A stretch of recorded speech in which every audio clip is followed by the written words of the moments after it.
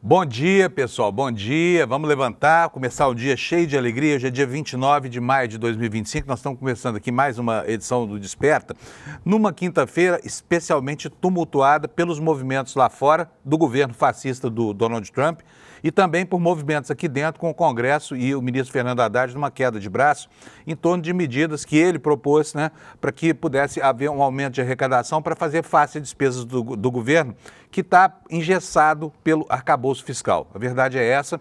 E ao invés de procurar uma medida mitigatória para compensar aquilo que certamente vai acontecer no Congresso, para que não se cumpram as ameaças de deixar o Brasil às cegas, sem ter o que fazer para pagar suas contas, o ministro Haddad resolveu trucar e disse o seguinte: sem o aumento do IOF não há o que fazer nesse momento. E o Brasil pode parar porque o governo vai ficar sem dinheiro para quitar as suas despesas de custeio, Uma situação muitíssimo grave que está se desenhando aí no horizonte, porque o Congresso Nacional parece disposto a peitar o governo mais uma vez, a despeito de todos os esforços que o presidente Lula tem feito para amealhar, granjear a simpatia dessa bancada, que é a bancada do varejão, Aquela que só trabalha movida a dinheiro, num verdadeiro processo de corrupção institucionalizada que vem maculando a política brasileira, Processo que envolve falta de transparência, orçamentos secretos, destinação de dinheiro para corrupção diretamente, sem que os órgãos de correição possam atuar. Uma situação dificílima para o Brasil nesse momento, conturbada pelo que está acontecendo lá fora. Ontem, o secretário de Estado dos Estados Unidos, Marco Rubio, anunciou que o governo Trump vai adotar medidas duras contra aqueles que censuram cidadãos americanos. O anúncio é revestido de uma gravidade insana. Por quê? Porque a lei Magnitsky, que está sendo usada para justificar esse tipo de atrocidade, é uma lei que permite qualquer tipo de interpretação. Então, se o governo americano decidir nomear um inimigo de Estado e colocá-lo nessa relação, esse inimigo do Estado vai sofrer muito, porque ela impede as empresas americanas, inclusive, de fazer transações financeiras com aqueles que são classificados dentro dos termos dessa legislação, da lei Magnitsky.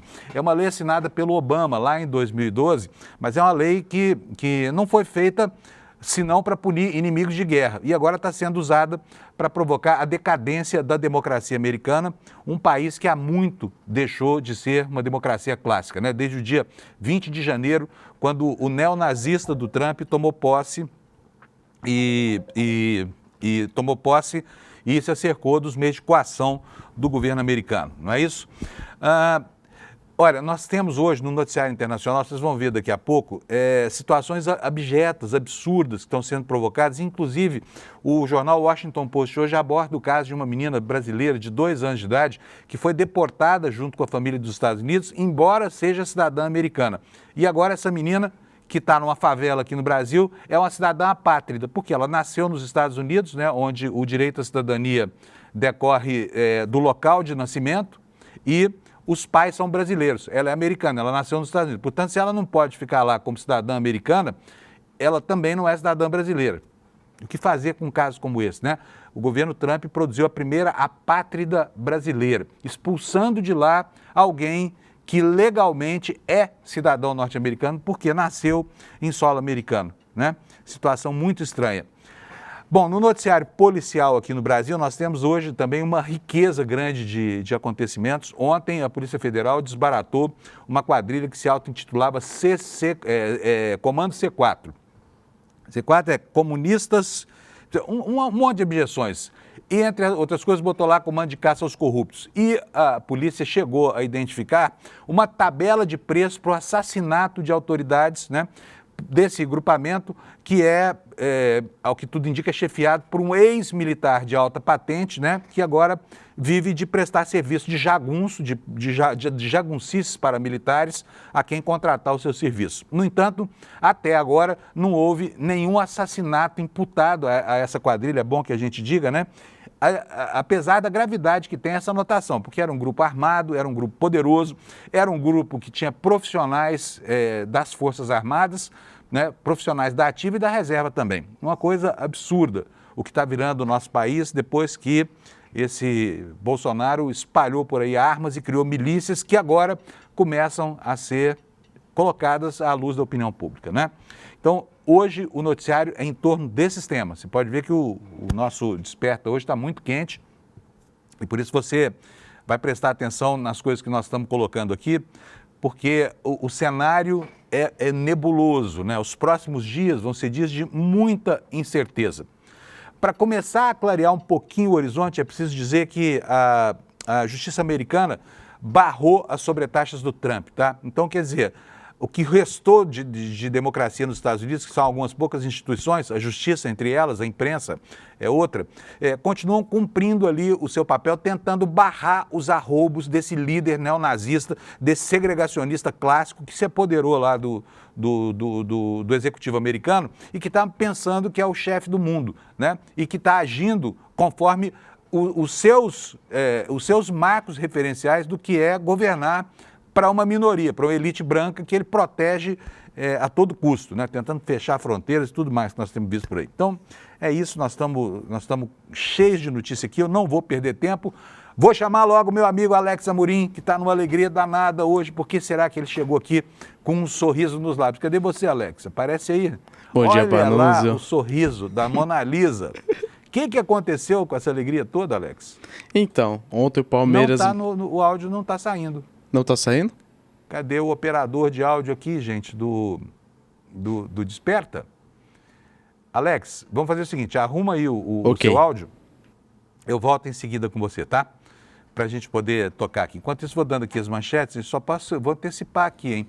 A alegria do Alex é porque o Palmeiras deu de 6-0 ontem no Timeco aí, para descontar os 2 que tomou do Flamengo lá no fim de semana passado. E o Alex está radiante com essa notícia aí. Enquanto ele ajeita lá o áudio do microfone, vamos falar um pouquinho aqui sobre a previsão do tempo. Hoje, eu preciso dizer para vocês que a meteorologia, que alguns de vocês não gostam, acham que ocupa espaço demais, tem um espaço importante aqui. Por quê? Porque a onda de frio chegou, avassaladora, né?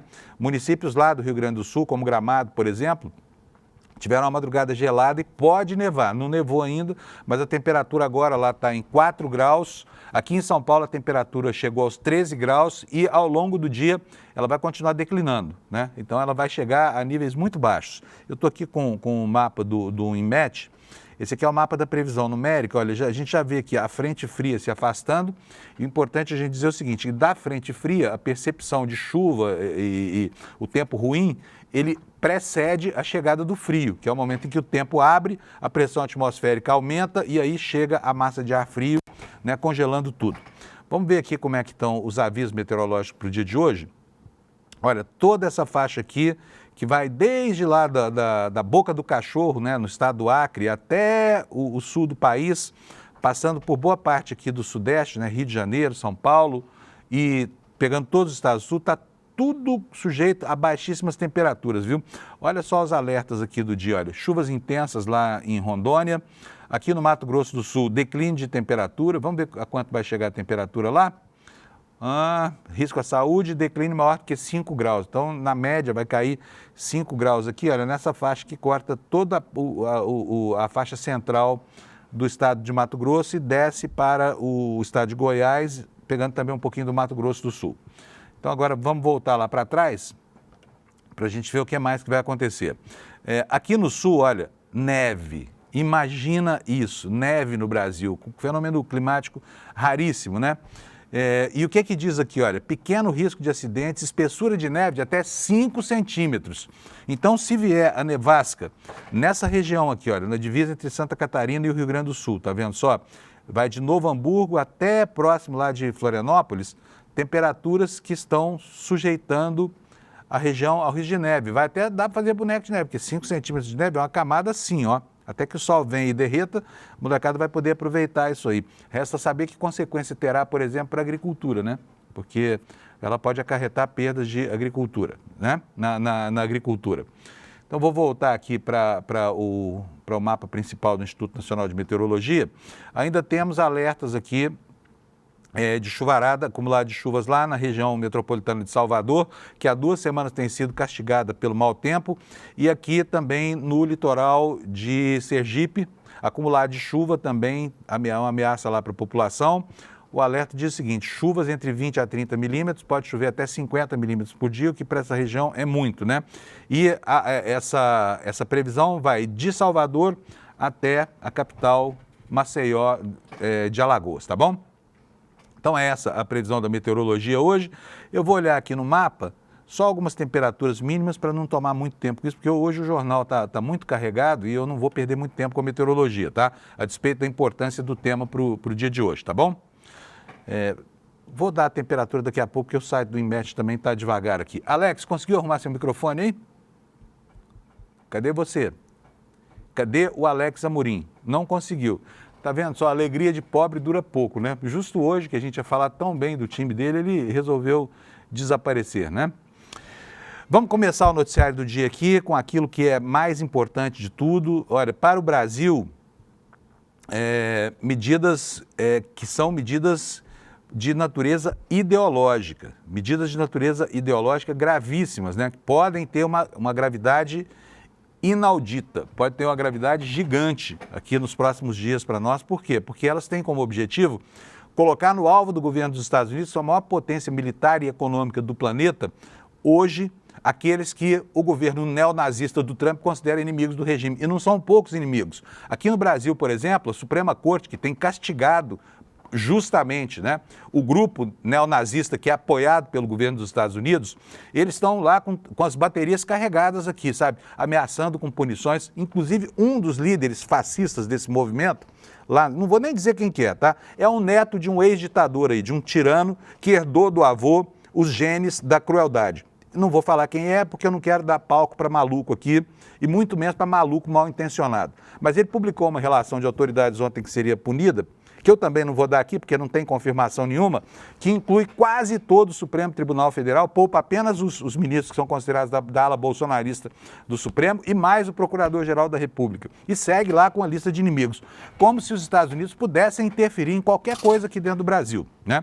No entanto, eu ressalto, essa relação do nazistinha que está lá nos Estados Unidos, lá, é pura forçação de barra, porque por enquanto não há nada de oficial em relação a isso. O que há de oficial é que ontem o Marco Rubio, que é o secretário de Estado, é o chanceler dos Estados Unidos, equivale ao posto de ministro das Relações Exteriores lá, o Marco Rubio, aquela coisa horrorosa, anunciou que, como você vai ver aqui na manchete do site do G1, os Estados Unidos estariam restringindo os vistos para estrangeiros, né?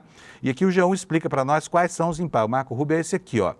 Esse moreninho aqui é um cubano-americano que herdou dos pais o ódio que eles têm, né, pelo regime socialista, porque a família dele foi expulsa de Cuba, a família de maganos lá de Cuba foi expulsa de Cuba e ele acabou nascendo nos Estados Unidos, por isso e traz ancestralmente o ódio, né, da esquerda.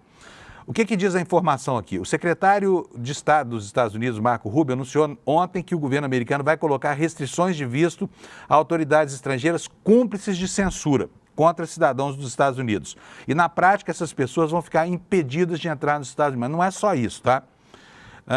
A medida é uma reação do governo americano a autoridades estrangeiras, especialmente do judiciário, e não é só do judiciário brasileiro, tá? Que pediram a remoção de conteúdo nas redes ou pressionaram plataformas dos Estados Unidos a moderar postagens feitas por americanos.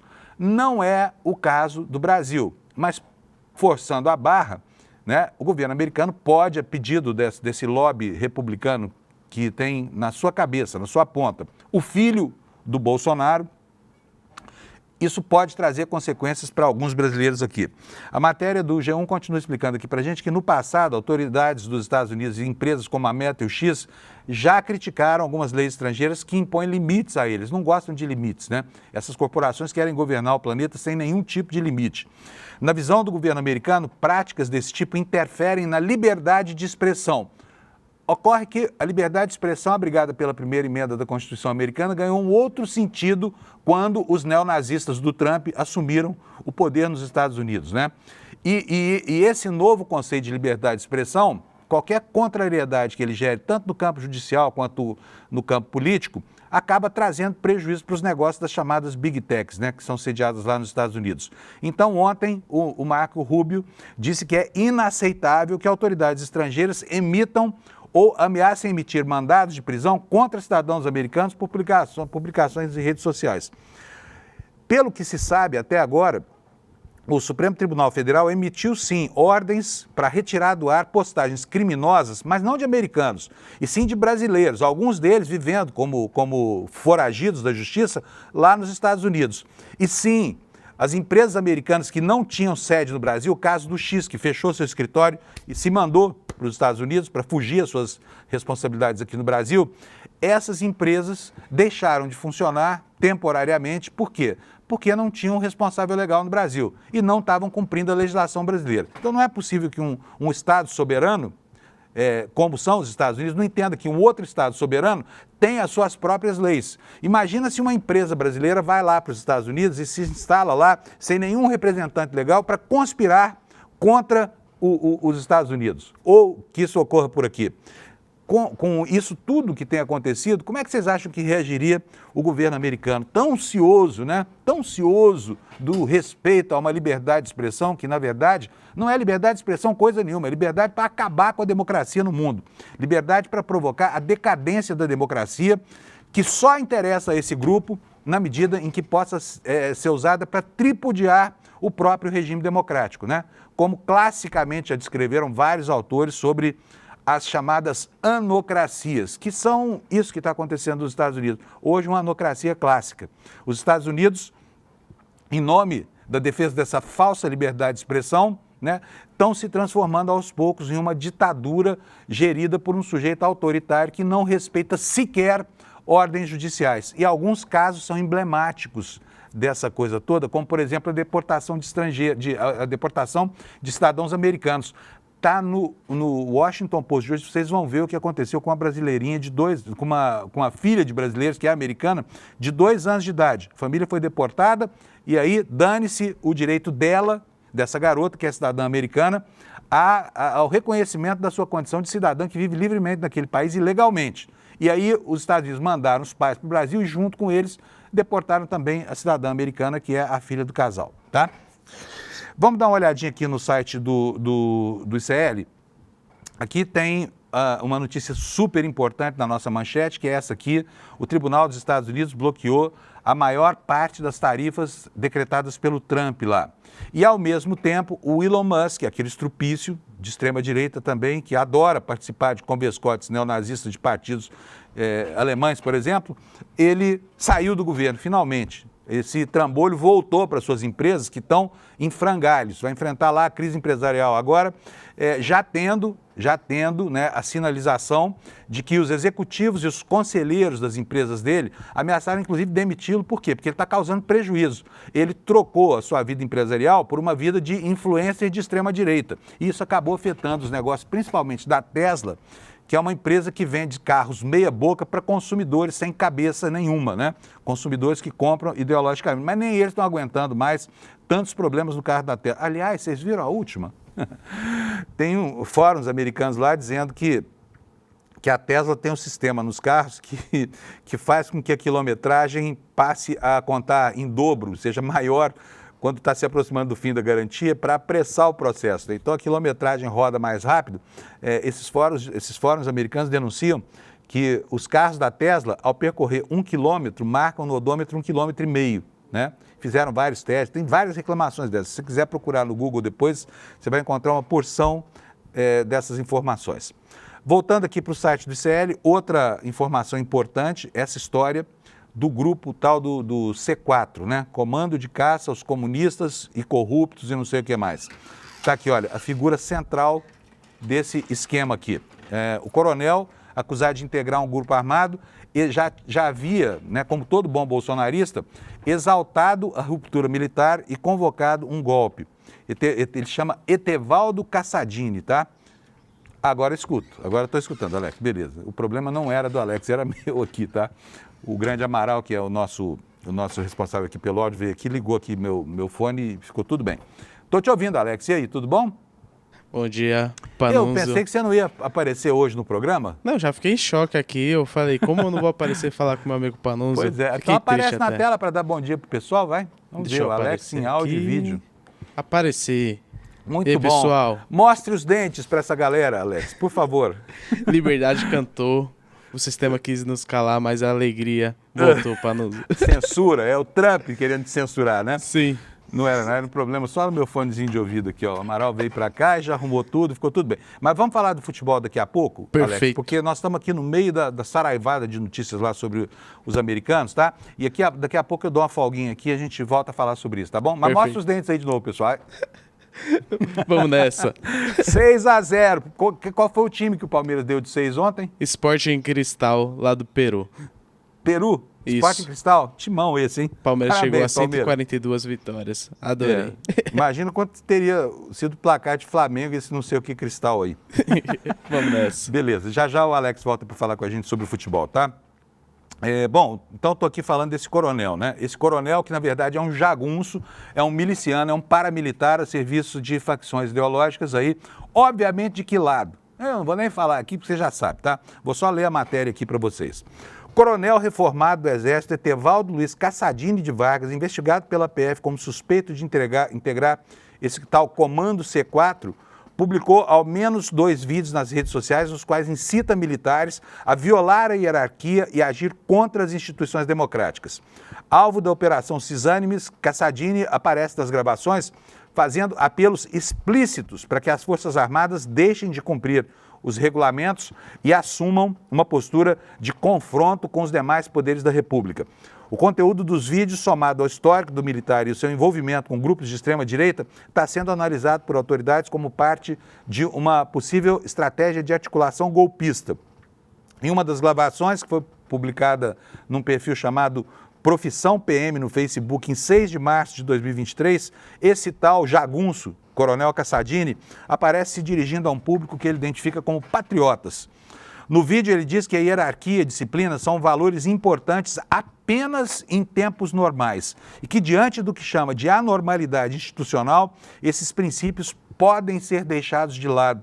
Veja a visão oportunista que esses caras têm do respeito à legislação, inclusive ao Código Penal, né? O Código Penal que prevê lá crimes de homicídio, assassinato, enfim, e crime também de conspirações contra o Estado Democrático de Direito, inclusive com coação armada, que foi o que aconteceu.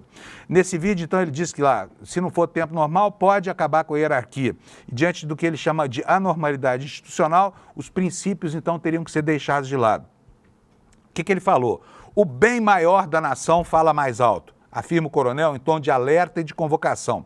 Na sequência, ele critica a postura das Forças Armadas após a eleição presidencial de 2022, alegando que o Exército teria sido omisso e se acovardado diante da vitória do atual presidente Luiz Inácio Lula da Silva. O que ele falou? Disse o seguinte: os generais passaram pano, completando que há um descontentamento generalizado nas fileiras da ativa, com uma estimativa de que 99,999,99% dos militares de patentes intermediárias estariam insatisfeitos. Ô, coronel, deixa eu falar uma coisa para o senhor. Quem é que se importa com o que vocês pensam, hein?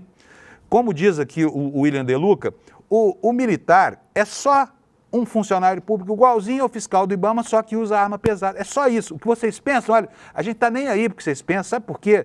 Vocês não têm legitimidade para nada. O artigo 142 da Constituição é um fetiche que vocês nutrem. Vocês vão ficar quietinhos na caserna, quietinhos, de boca fechada. Sabe por quê? Porque o homem armado não ameaça. Quem falou isso foi o brigadeiro da Aeronáutica que impediu o golpe de Estado no Brasil, tá? Só que essa gente que vem lá das trevas do AD para tumultuar os nossos dias, vem trazendo o know-how das armas, né? E como todo criminoso organizado, eles já se envolveram em assassinato, mas não de autoridades, porque esses efetivamente não aconteceram. Apesar de haver lá uma tabela, 250 mil para matar um ministro supremo, 150 mil para matar um deputado, não houve nenhum crime dessa natureza. Quem morreu foi um advogado picareta lá de Cuiabá, que era um lobista para subornar desembargador e fazer lobby em gabinete de ministro do STJ. Para quê? Para comprar sentença. Foi isso que aconteceu, né? Então eles tinham lá uma organização criminosa, tinham armas, tinham tudo, tinham esse imbecil desse coronel aqui, que é um criminoso, com certeza, mas não chegaram a perpetrar os crimes, né? Olha a cara do sujeito, ó. Olha a cara do cara. Pensar que isso aqui foi nutrido, gestado e parido pelas Forças Armadas Brasileiras. Papelão, hein? Será que não passou da hora, gente, de esses militares botarem na cabeça deles que eles têm mesmo que ficar lá varrendo as ruas, limpando as sarjetas, e se eventualmente o Brasil entrar numa guerra, aí sim vamos falar de usar armas, né? Porque nem para a questão da segurança pública eles podem atuar. Nem nisso eles podem atuar, tá? Então, coronel, ó, caladinho, tá? O senhor e todos os generais de pijama que ficam aí assombrando os nossos dias, tá bom? Vamos voltar aqui para o noticiário, porque tem um monte de coisa para falar. Gente, uma curiosidade em meio a isso tudo, vou fazer uma pausa aqui, porque, sabe assim, a gente começa o dia já com o fígado tão carregado, e de vez em quando é bom a gente dar uma saltada aqui entre os assuntos, né? Também está no site de série, essa informação que eu vou colocar aí para vocês. Olha só que coisa curiosa, os radiotelescópios da Terra ficam vasculhando a imensidão do espaço sideral, né? A profundidade abissal do espaço sideral, e agora identificaram um sinal curioso, um sinal de raio-x e de ondas de rádio que vem de algum lugar numa parte densa da Via Láctea, com um intervalo de 44 minutos. Parece ser uma mensagem de rádio, que você sabe como um pica-pau, o CW, né? o telégrafo de antigamente? Então, parece isso, é uma mensagem que se repete a cada 44 minutos. Curioso, né? E aí começam a alimentar as nossas fantasias. Será que tem alguém avisando a gente que existe alguém lá que já sabe da nossa existência? Deixa eu falar uma coisa para você, meu amigo, é impossível, tá? Porque esse lugar, não se sabe exatamente onde é, mas se sabe que ele fica a 15 mil anos-luz de distância da Terra. Então, ainda que um sinal de rádio tivesse partido aqui na primeira transmissão de ondas de rádio, feita no fim do século XIX, né, no começo do século XX, essas ondinhas, olha, elas só andaram 100 anos até agora, 100 e pouquinhos anos. Até chegar lá, eles ficarem sabendo da nossa existência, ainda tem mais 15 mil anos, tá? Esses sinais saíram de onde saíram há 15 mil anos. E nada indica que a fonte seja uma fonte, não, uma antena de rádio, sei lá, uma emissora de televisão, não é nada disso, tá? O que diz a matéria? Astrônomos descobriram um objeto incomum na Via Láctea, de origem certa. O corpo pode ser uma estrela, pode ser um sistema binário, né, que são duas estrelas, uma presa na gravidade da outra, ou algo totalmente diferente. Não se sabe o que é. O que mais intriga os cientistas é que ele emite simultaneamente raios X e onda de raio, com um ciclo que se repete a cada 44 minutos, pelo menos durante os períodos de atividade mais intensa. Como eu falei, esse objeto está localizado a 15 mil anos-luz da Terra, em uma região densa da galáxia que é repleta de estrelas, de gás e de poeira. E segundo um especialista lá da Universidade de Curtin, na Austrália, pode ser uma estrela morta muito magnetizada com uma estrela de nêutrons ou uma anã branca, tá? É isso que está acontecendo lá. Não queira, viu, Elon Musk? Não tente achar que essa estrela aqui, esse sinal, vem de uma civilização avançadíssima que previu a nossa existência há 15 mil anos e começou a mandar para cá ondas de rádio, tá? Mas é um fenômeno astronômico curioso e está feito aqui a anotação. Vou voltar agora para a amargura do noticiário do dia, tá? Prepare aí o seu fígado, você já deve ter tomado seu cafezinho, beleza. Olha só, esse tal Comando de Caça aos Comunistas e Corruptos, CCCCC, ele tinha uma lista, né, com nomes de ministros do Supremo e também, como eu falei, uma tabela de preços dos assassinos, informação que está aqui no Jornal Estado de São Paulo, tá? E esta matéria nos diz o seguinte, olha, uma lista com os nomes dos parlamentares. Quem eram? Alexandre de Moraes, Cristiano Zanin. Ela foi encontrada com esse suposto grupo de extermínio que, repito, a despeito de tudo que queria e que ensejava, né, projetar, não matou ninguém. Por enquanto, não matou ninguém. Mas estava lá o nome na relação, e eles tinham armas, né? Então estava lá Cristiano Zanin, estava lá Alexandre de Moraes, e a Polícia Federal diz que eles são uma organização criminosa especializada em espionagem e execuções sob encomenda. O grupo tinha também uma tabela de preços. Valores chegavam, olha só, 250 mil para matar o ministro do Supremo. Senadores, 150 mil. Deputados, 100 mil reais. Figuras normais, nós aqui, jornalistas e outros críticos do regime, 50 mil reais, uma importância módica pela cabeça de um destes servos aqui da verdade factual. Valores contam de anotações encontradas com os investigados. A PF investiga agora se houve de fato alguma articulação de atentados contra autoridades. Aqui as armas, olha, que a Polícia Federal, aqui, olha, fuzis pesados, né? E aqui, olha, esta arma aqui que você está vendo mais próxima, esta arma aqui, embora pareça uma coisa muito perigosa, é uma espingarda de ar comprimido, tá? Isso aqui não mata nem passarinho, tá? Mas tem esse fuzil aqui, né? Parece ser um AR-15, eu não entendo muito de arma, mas esse aqui parece ser um AR-15. E tinha revólver, tinha pistola, tinha um monte de outras coisas aqui de posse dessa galera, tá bom? Olha, vocês estão vendo, essas coisas todas têm uma conexão ideológica com quem? Com o Bolsonaro, né? E o Bolsonaro fez algo que no curso de um processo é considerado um pecado capital. Ele tentou coagir uma testemunha. E quem foi a testemunha? O general Mourão.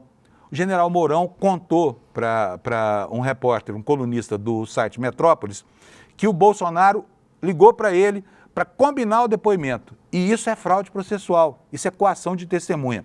Então, gente, deixa eu dizer uma coisa para vocês, apesar de todas as reações serenas que nós vamos ver daqui para frente, eu vou dizer para vocês, passou da hora de botar esse bandido do Bolsonaro na cadeia.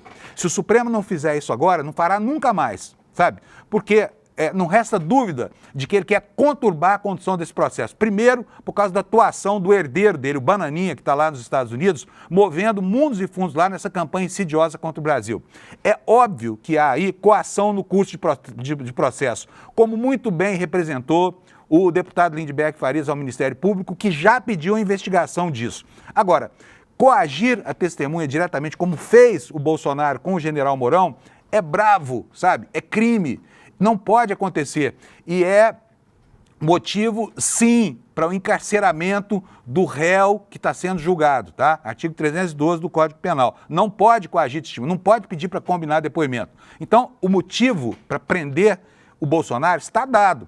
Resta saber agora da conveniência de efetivar essa prisão ou não. Porque no momento em que o Alexandre de Moraes entender que esse fato é verdadeiro, e ele não foi desmentido, tá? Por ninguém. A defesa do Bolsonaro fez uma alegação patética. O que eles disseram? Ah, mas o Bolsonaro ligou para o general Mourão só para avisar ele que do horário da audiência e pediu para ele... E lá, defesa de Bolsonaro agora é oficial de justiça, sabe? Deixa eu dizer uma coisa para vocês, uma parte no processo não pode sequer falar com a outra. O advogado da parte não pode falar diretamente com a parte adversária. A comunicação é entre advogados, tá bom? Tudo isso está muito bem descrito na legislação e é conhecido de todo mundo. Então, quando o Bolsonaro liga para o Mourão e fala o seguinte, olha, vamos combinar aqui, você tem que dizer para eles que você nunca ouviu falar de trama golpista. Isso está coagindo a testemunha, tá? E isso é sim motivo para prisão cautelar do Bolsonaro. Então, ministros do Supremo, atentem para a gravidade do que está acontecendo. Observe essa articulação. O Bananinha, o herdeiro do Bolsonaro, o Bananão, está lá nos Estados Unidos conspirando o tempo inteiro com o Brasil, numa conspiração antipatriótica. E a legislação também proíbe esse tipo de injunção que tem por objetivo fazer com que o país estrangeiro desrespeite e vilipendie as nossas instituições.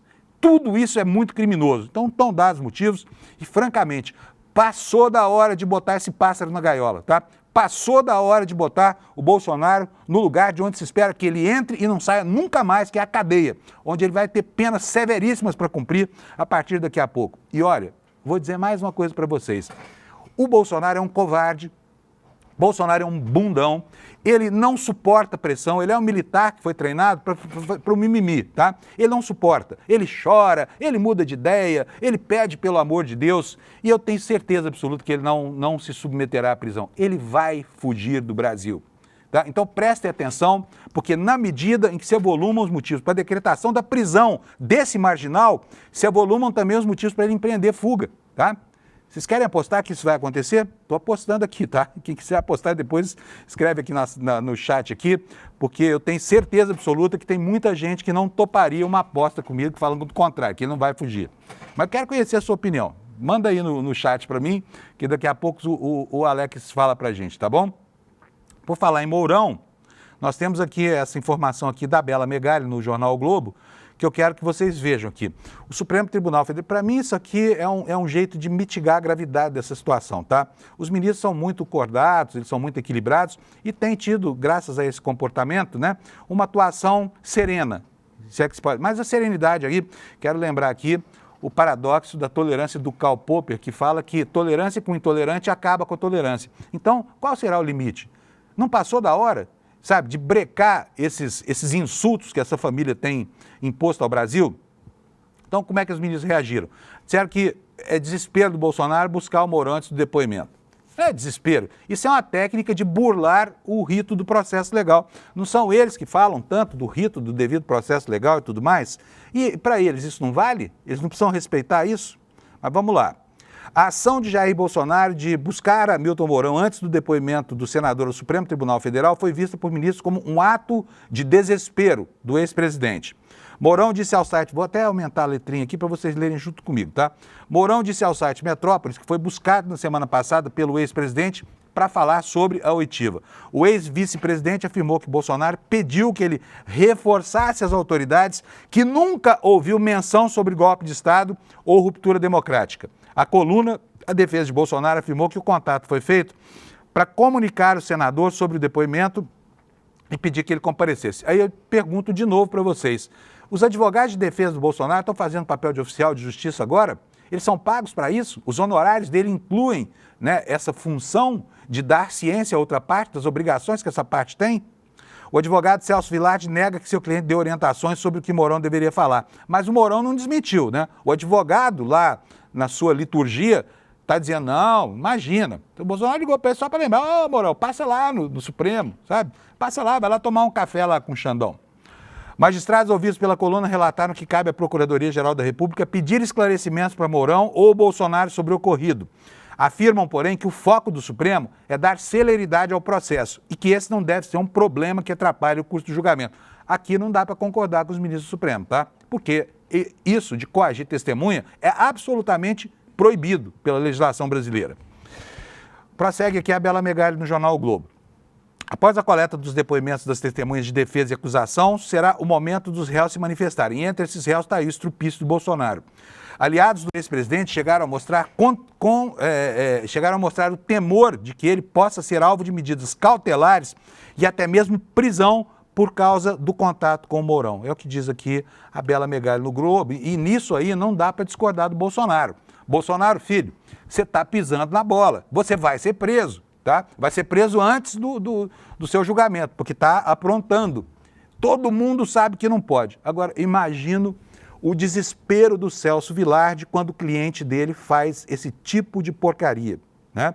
Porque, sabe, eu se fosse advogado, francamente, tivesse um cliente desse que se atrapalhasse tanto no curso de um processo, eu pediria a minha destituição, sabe? Porque não é possível, né, uma pessoa que atrapalha a si mesmo tanto assim. Antes de falar sobre economia, eu quero mostrar para vocês aqui o noticiário internacional, porque aqui tem informações super importantes hoje na capa dos jornais americanos, e eu mostro sempre o que está na imprensa americana pelo jornal Washington Post, que eu acho que ainda é o melhor jornal dos Estados Unidos, né? A principal informação é a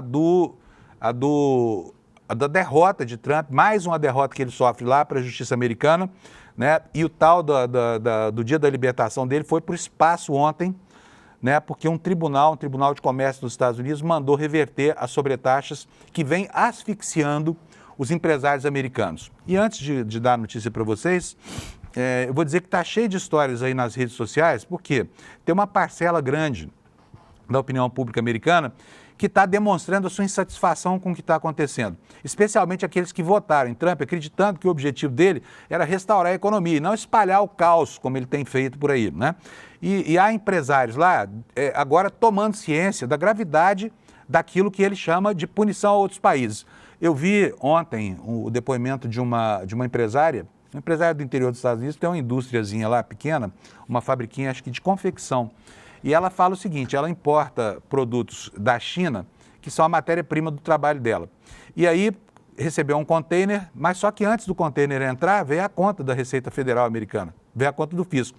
Ela teria que pagar $230 mil de sobretaxa para o Tesouro americano para poder receber as encomendas que chegaram lá de navio, né, para poder tocar a sua produção. E não tinha esse dinheiro. $230 mil é R$1 milhão e 300 mil, é dinheiro grande para um empresário de pequeno porte. E ela estava lá reclamando que ia ter que fechar a indústria, que a falência, né, e falência dos Estados Unidos é quase que uma sentença de morte civil, né? E, então, o empresariado americano, inclusive o empresariado que apoiou o Trump, começa a sentir na pele qual é o preço da conta. A sanção é imposta a produtos chineses, mas quem paga é o empresário americano, né? E como a economia chinesa é uma economia produtora de insumos, para muitos e muitos empresários americanos, acontece essa coisa toda. Então vamos prestar atenção aqui à notícia agora. Já contei minha historinha. Aí tem aqui a informação que as tarifas do dia da libertação de Trump são suspensas pelo Tribunal de Comércio Internacional, uma corte que tem lá, que nós não temos, mas lá eles têm. A decisão do Tribunal Federal Especializado interrompeu imediatamente, embora talvez temporariamente, a política de guerra comercial do presidente. E eu tenho aqui a matéria completa que eu quero mostrar para vocês, tá? Mas não é essa aqui não. Deixa eu procurar aqui. Tira da tela para mim, Alex, que eu vou procurar aqui onde é que eu coloquei esta notícia. Tem tantas hoje que está até confuso aqui. Tá aqui, achei para vocês. Trump's Liberation Day, tariffs halted. Tá aqui, ó. Vou traduzir para o português para a gente poder ler aqui para vocês, ó. Tarifas do dia da libertação suspensas pelo Tribunal do Comércio Internacional. E aqui aparece o Trump com aquela imagem ridícula daquela tablita que ele fez, né? Mostrando quantos os países exportam e quanto importam dos Estados Unidos. A notícia diz o seguinte: um tribunal especializado de Nova York decidiu, nesta quarta-feira, ontem, que a maioria das tarifas do presidente Trump, incluindo aquelas sobre produtos chineses, são ilegais, interrompendo as negociações com mais de uma dúzia de países e criando uma nova incerteza para inúmeras empresas americanas que dependem de fornecedores estrangeiros. A decisão do pouco conhecido Tribunal de Comércio Internacional neutraliza a iniciativa comercial característica do presidente, a onda abrangente de impostos de importação que ele anunciou no dia 2 de abril sob o lema tonitruante, né, como tudo que ele faz, de Dia da Libertação. Essas tarifas fizeram com que o valor das ações, dos títulos e do dólar dos Estados Unidos caíssem drasticamente, fazendo com que investidores globais repensassem a sua fé habitual nos Estados Unidos. E olha, quem está dizendo isso não é o Fábio Panunzi, não, é o Washington Post, tá? O jornal da capital lá dos Estados Unidos. A decisão do Tribunal Comercial de que Trump excedeu a sua autoridade a impor essas tarifas sobre todos os produtos importados provocou uma interrupção imediata, embora talvez temporária, na política de guerra comercial. Um painel de 3 juízes decidiu o seguinte, abre aspas aqui: as ordens tarifárias contestadas serão anuladas e sua operação permanentemente proibida. E aí os mercados reagiram. Mercados que começaram enfaticamente apoiando esse fascista, agora apoiam quando ele perde, quando ele tem uma derrota como essa, um revés como esse. O que nos diz aqui o Washington Post? Os contratos futuros do índice Standard & Poor's 500 subiram 1,4% com a notícia. Ou seja, os empresários vibraram, as ações valorizaram. Mas algumas horas depois, o Departamento de Justiça informou em um documento judicial federal que vai recorrer da decisão. A decisão do Tribunal Comercial em 2 processos movidos no mês passado contra o governo se aplica às tarifas de 10% impostas a todos os produtos estrangeiros, bem como a taxas altíssimas que foram aplicadas a produtos de dezenas de países. Caso, por exemplo, da China, do Vietnã e de outros que ele estigmatiza como sendo os grandes inimigos da proeminência comercial dos Estados Unidos. O presidente invocou uma lei de 1977 que lhe concedeu poderes emergenciais sobre a economia. Essa lei se chama Lei de Poderes Econômicos de Emergência Internacional. A decisão do Tribunal Comercial também congela tarifas distintas sobre produtos mexicanos, canadenses, chineses impostos por Trump para coagir esses governos a tomar medidas para o combate ao tráfico de pessoas e drogas, né? A justificativa que ele está usando aí, fentanil, né? Estrangeiros vagabundos, né? Estrangeiros que vão lá para vilipendiar a economia americana. No entanto, os impostos de importação sobre produtos específicos como automóveis, autopeças, aço e alumínio permanecerão em vigor. E é uma pena, porque aqui esses impostos penalizam as empresas que, acreditando no acordo, no Tratado de Livre Comércio entre México e Canadá, assinado em 2017 pelo próprio Trump, né, eles diversificaram a produção e instalaram parques para a produção de partes dos carros que fabricam no México e também no Canadá. E hoje essa cadeia está destroçada por essa insanidade do presidente americano. E a Tesla, do queridinho lá do presidente, do Elon Musk, que aliás deixou o governo, né? A Tesla fica imune porque a Tesla produz em 2 fábricas nos Estados Unidos quase tudo o que vende, tá? Então tá aí, o Trump perdeu uma na sua insana guerra contra o mundo, né? E tá prestes a perder outra aqui porque a questão migratória ela também está gerando sequelas judiciais. Mas ontem houve mais um avanço no atrevimento desse sujeito em relação especialmente àqueles que são os alvos prioritários, né, da sua fúria paranoica contra estrangeiros. E está aqui também no Washington Post a outra manchete: o governo Trump vai reprimir vistos de chineses, diz Rubio. E olha, presta atenção, aqui no Brasil, se você abrir o Twitter, lá o X ou o Instagram, o que você vai ver? Você vai ver um monte de gente da extrema-direita, Revista Oeste, essa caterva toda aí, dizendo o seguinte: Brasil vai ser punido. O Brasil vai ser... Não, não é assim, tá? É outra coisa. O Brasil pode ter autoridades punidas, mas não está no escopo das medidas anunciadas ontem, punição contra ninguém. Não tem nada, por enquanto, contra Alexandre de Moraes, tem nada contra Cristiano Zanin, não tem nada contra o presidente, não tem nada contra ninguém, tá? A rigor é o que está acontecendo, é só boato. E aí a extrema-direita é mestre, né? É mestra em criar confusão e confundir as pessoas. Mas saiba que, por enquanto, não tem nada. Tem lá uma empreitada americana, mais um degrau que ele subiu na sua guerra contra a imigração. Isso envolve, na visão do principal jornal liberal dos Estados Unidos, que é o Washington Post, primeiro os chineses, tá? Por isso a manchete que você está vendo aqui do lado da sua tela. O que acontece? Vou ler aqui o intertítulo para vocês. Não, vou passar direto aqui para o texto da matéria. Está aqui Marco Rubio com o Donald Trump. A matéria diz o seguinte: o secretário de Estado, Marco Rubio, anunciou planos para reprimir detentores de visto de estudantes chineses e intensificar o escrutínio de novos solicitantes de visto da China e de Hong Kong, intensificando a abordagem de confronto do governo Trump com Pequim. Em um comunicado, Rubio disse que o Departamento de Estado trabalharia com o Departamento de Segurança Interna para revogar agressivamente os vistos de estudantes chineses nos Estados Unidos, incluindo aqueles com conexões com o Partido Comunista Chinês ou estudando em áreas críticas. Ele não especificou quais áreas de estudo seriam alvo. Dos 277.398 estudantes chineses em universidades americanas no ano passado, 110 mil cursavam matemática, engenharia, ciências e tecnologia, cursos que não têm nada de conteúdo supostamente ideológico, né? Cerca de 100 milhões de pessoas pertencem ao Partido Comunista Chinês, sendo a filiação frequentemente usada como um caminho rápido para a obtenção de status social e econômico mais elevado do que um ato de compromisso ideológico, tá? Rubio também não forneceu nenhum detalhe sobre que medidas adicionais o departamento tomaria para examinar novos requerentes de visto, nem se isso se aplicaria apenas a vistos de estudantes ou a todas as categorias de vistos, tá? Preste atenção a isso quando você lê notícias de que tem sanção contra Alexandre de Moraes. Não tem, por enquanto. O Departamento de Estado não respondeu imediatamente a um pedido de comentário, mas Bill Bishop, que é um autor influente de um boletim chamado Boletim Informativo Sinocisme, disse que duvidava que o governo Trump definisse de forma restrita conexões com o Partido Comunista Chinês ou estudos em áreas críticas. Portanto, segundo ele, essa medida provavelmente terá repercussões enormes e consequências não intencionais, algumas das quais podem beneficiar a China e prejudicar os Estados Unidos. Então, você está vendo que o Washington Post fala de tudo que foi anunciado ontem pelo Marco Rubio, do problema com a China. Ninguém menciona o Brasil, embora o Rubio tenha mencionado a América Latina ontem, sem citar o Brasil. Mas sabe-se que o objetivo é criar constrangimento para lugares que ameaçam as big techs que financiam, que corrompem o governo americano, né, com alguma regulação, que é, sim, aí o caso do Brasil. E aqui, para finalizar, o jornal fala que o anúncio do Rubio ocorreu no momento que o governo Trump busca penalizar faculdades e universidades americanas acusadas de violar os decretos executivos do presidente sobre antissemitismo, que é protestar contra a miséria, o holocausto que os judeus do Estado de Israel estão promovendo contra a população árabe palestina, tá? Isso, fazer essa crítica que eu estou fazendo aqui já valeria a minha deportação dos Estados Unidos, tá? Só para vocês terem uma ideia de como é que é falsa essa questão da liberdade de expressão. Mas, enfim, quem diz que Israel está promovendo um genocídio está sujeito à deportação, está sujeito ao cancelamento do visto. Quem chega aos Estados Unidos tem as suas redes sociais vistoriadas lá por todo mundo.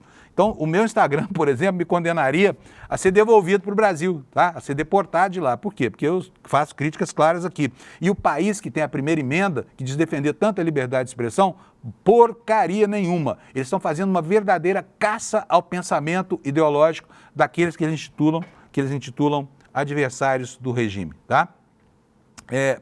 Uma outra matéria do Washington Post, isso aqui é uma visão colateral para mostrar a importância desses convênios, né, de estudantes internacionais que vão pagando preço de ouro pelo tuition, né, pelas mensalidades cobradas pelas universidades americanas. O jornal diz que os estudantes estrangeiros levam 44 bilhões de dólares todos os anos para a economia dos Estados Unidos. Isso aconteceu entre 2023 e 2024. Então, segundo o Washington Post, isso pode sim acabar com o programa de financiamento das universidades, né?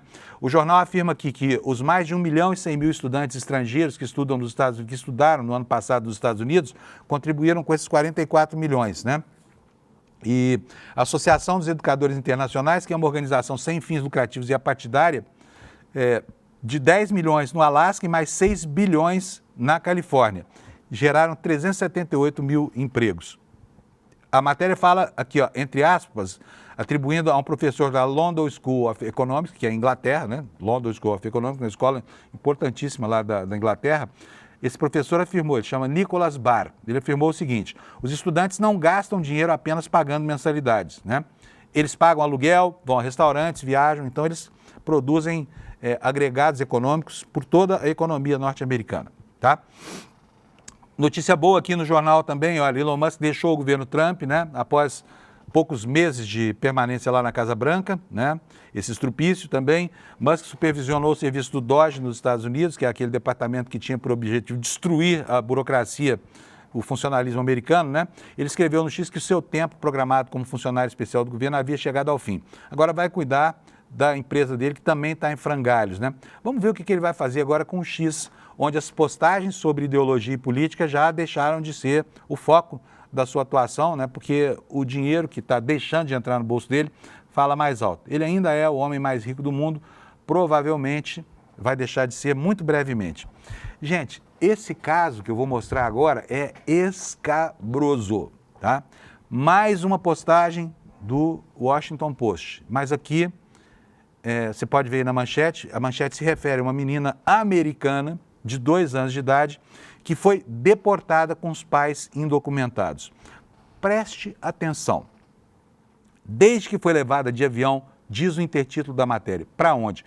Para o Brasil, aqui, Brasil, tá? Brasileirinha, nascida lá nos Estados Unidos, mas não é formalmente brasileira, ela é americana, ius solis, né? Direito à cidadania, ao reconhecimento da cidadania e da naturalidade, porque nasceu em território americano. Portanto, ela é americana, não é brasileira. Os pais são brasileiros, indocumentados lá. E aí deportaram a família, mandaram a americaninha junto aqui. Eu sei que você deve estar pensando assim, mas não faria nenhum sentido deportar os pais e deixar a menina lá, porque isso seria mais uma crueldade. Aliás, crueldade que eles estão acostumadíssimos a fazer, né? O governo Biden foi pródigo em criar esse tipo de situação. Mas a criança é cidadã americana. Sabe? E é uma atrocidade, porque a legislação americana, como a brasileira, não permite a deportação de nacionais. Mas eles não estão nem aí para nada. Eles não estão nem aí para nada. Então vamos lá. O nome dessa menininha, ela é Manu. E o Washington Post está dizendo que ela, ao ser deportada junto com os pais, se tornou uma cidadã apátria, pois foi removida do seu local de nascimento, Estados Unidos, e ainda não foi adotada, né, como cidadã natural do seu país de origem, que é o Brasil. Olha aqui, menininha, olha. Aqui, ó, na legenda da foto, que está aí em letras pequenininhas, diz assim: Manu corre por um beco estreito para visitar a casa das avós na cidade de Poté, uma cidade rural brasileira, onde ela agora vive como turista, tá? Essa menina é turista no Brasil, a despeito de ter os pais brasileiros, né? E aqui, olha, a matéria foi feita pela Marina Dias e pelo Terence McCoy, correspondentes do Washington Post aqui no Brasil. Elione Gonçalves acordou com uma sensação de pavor. Seu primeiro pensamento foi em sua filha, de 2 anos, a Manu.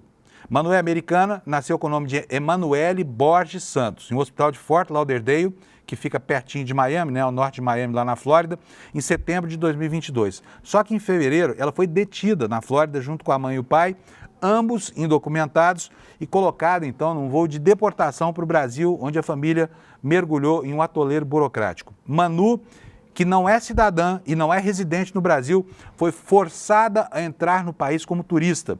Nos meses tensos que se seguiram, enquanto as autoridades locais tentavam descobrir como legalizar a situação, essa menina ficou praticamente apátrida, porque foi removida do seu país de nascimento e ainda não adotada pela casa ancestral de seus pais.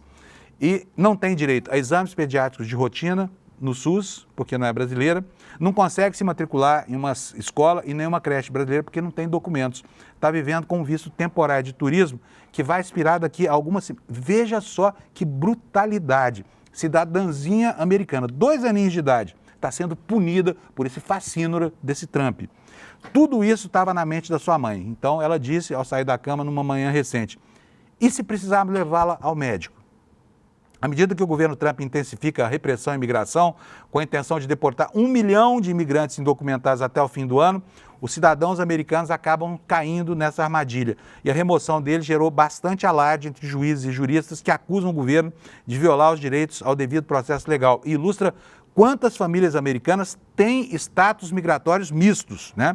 Um estudo de 2020 do Migration Policy Institute constatou que 4 milhões e 400 mil crianças americanas tinham pelo menos um dos pais indocumentados. Quer dizer, olha o tamanho da encrenca, né? Então, temos que ler no jornalzão americano, né, um dado que desconhecíamos aqui sobre a realidade de uma cidadã brasileira.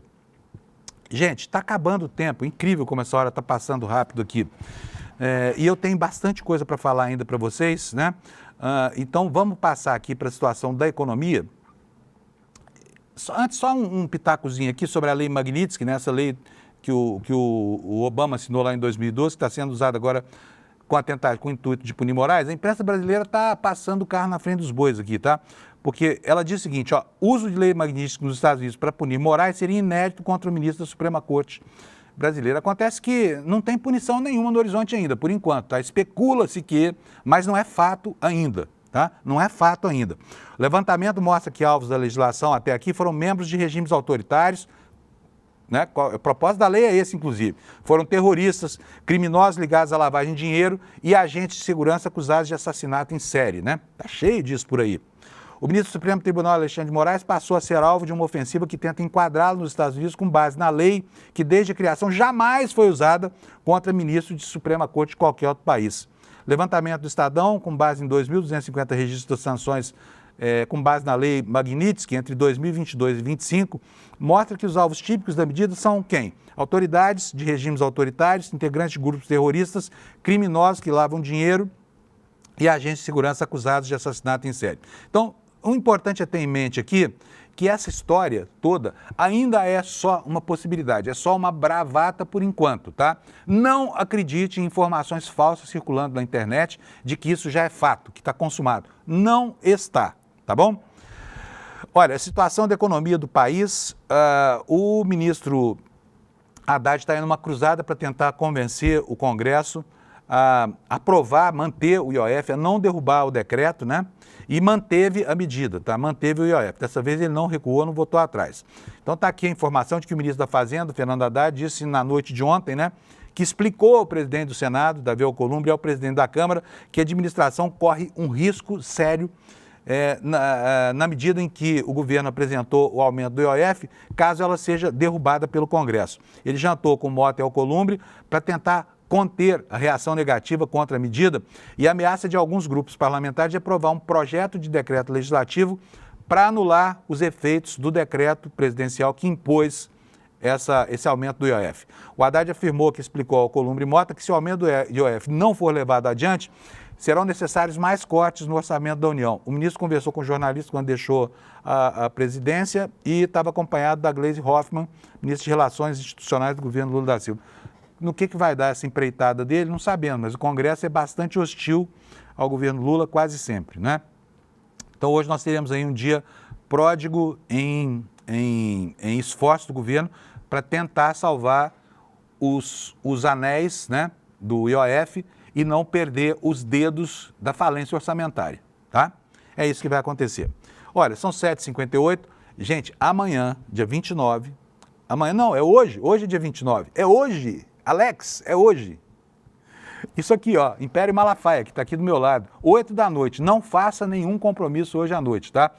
Guarde a sua quinta-feira para assistir a esse documentário espetacular produzido aqui pela Juliana Dalpiva e pelo Igor Melo. Vai ser apresentado hoje para os convidados do ICL. Como é que você ganha um convite? Fácil, é mole. Vai aqui, despertaicl.com.br, deixa lá o seu e-mail e aí você está habilitado com um convite nosso para fazer parte da imensa plateia que vai se formar hoje à noite, para que todos conheçamos melhor quem é aquele, eu chamei de bispo ontem, não é bispo nada, aquele pastor ali, ó, pastor Malafaia, um nababo que vive como milionário às custas de tomar dinheiro de dízimo dos fiéis da sua igreja, que é também a sua galinha dos ovos de ouro.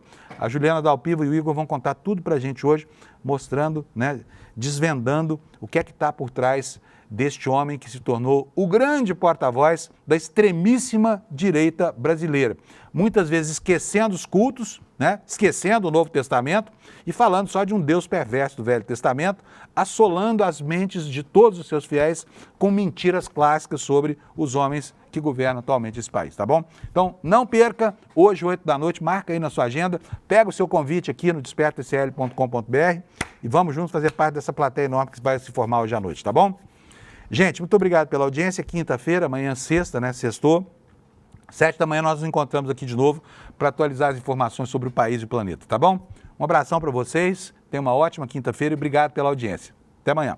Chegou o dia, depois de um ano de investigação e análise de mais de 30 mil páginas de documentos, a gente vai contar para você o que o Silas Malafaia tentou esconder durante vários anos sobre o patrimônio dele. Eu tô falando dos valores que ele recebeu da igreja, das viagens de jatinho e dos carros importados. O documentário Império Malafaia estreia hoje, às 8 horas da noite, aqui no canal do ICL.